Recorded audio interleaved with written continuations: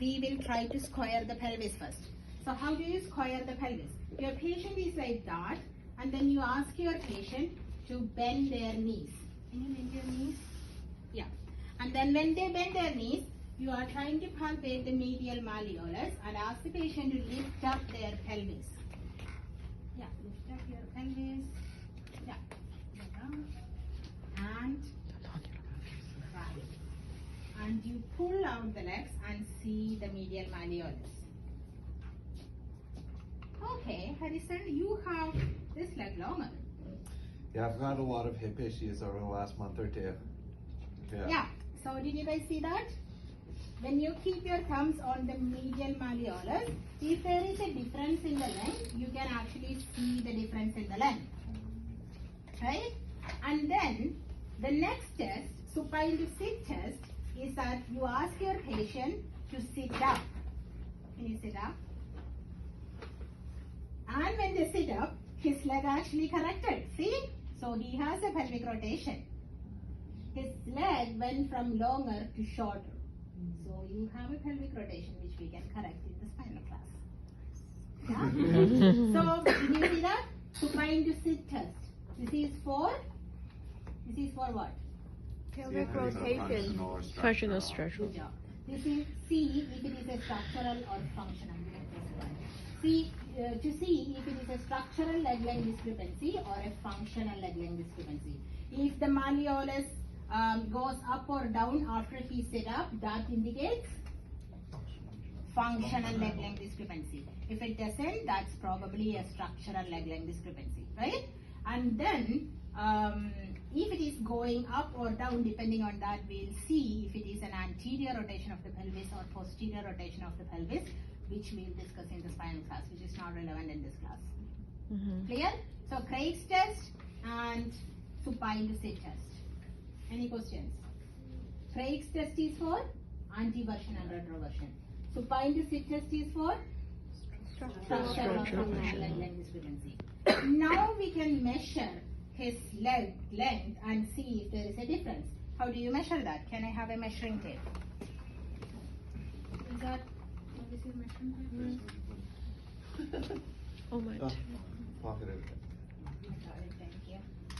Okay. So how do you measure that? Can I palpate you? For sure. Yeah. It's always higher than people think it is on me. Whoa. Yeah. No, that's great. I don't know. Okay, so you palpate your patient's ASIS and then you go from the ASIS to the medial malleolus. Okay? And then you measure this and do it on the other side and see how much is the difference. So if the difference is 1 to 1.5 centimeter, is that a positive? No. No, it's not a positive. So you measure both sides and see what's the difference. If it is more than 1.5, that's a positive. If the muscle mass, in Harrison, I don't see much difference in his muscle mass in quads. If you see that your patient has way formed muscles on one side and less muscles on the other side, where will you keep the tape? Lateral. ASIS to the lateral malleolus. Okay? Any questions in that? No. What is the positive? More than More than 1.5. So when do you do the special test? When? To see the leg length discrepancy. Okay? What is the supine to sit test doing? Functional structural. Structural or functional. What is the Craig's test for? Anti-rotation. Anteversion and retroversion. Okay.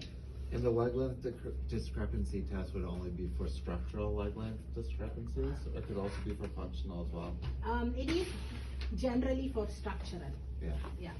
And then you can ask your patient to actually lift up their knees and keep it like this, and you are checking from the side if there is any difference in the length. Why are we doing this one for? To see if the structural leg length discrepancy is from tibia or from femur, right? So if it is from femur, what will happen?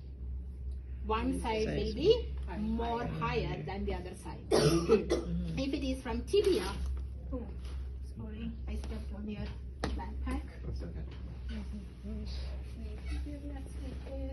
And when we are seeing here, you can see probably like one tibia will be more longer than the other one. That means it's tibia. Okay? So, again, in order, When your patient is coming and you think there is a leg length discrepancy, what do you first do? Pelvic square. Weber-Bartow. You first do the Weber-Bartow to square the pelvis. And then after that, you go for finding out it is structural or functional leg length discrepancy. How do you find out that? Supine to sit test. And after supine to sit test, we found out that his leg length discrepancy is because of pelvic rotation. So we don't have to go through another special test. But we'll check if it is anterior rotation or a posterior rotation. But if it is a structural leg length discrepancy, then we'll go for observation from the side and from the front. And we can also observe it from prone. So you go prone, please. And then you ask your patient to flex their knees, and then you are actually checking, keeping the medial malleolus and checking from here if there is a difference. And then if there is a bigger difference, that's possibly because of the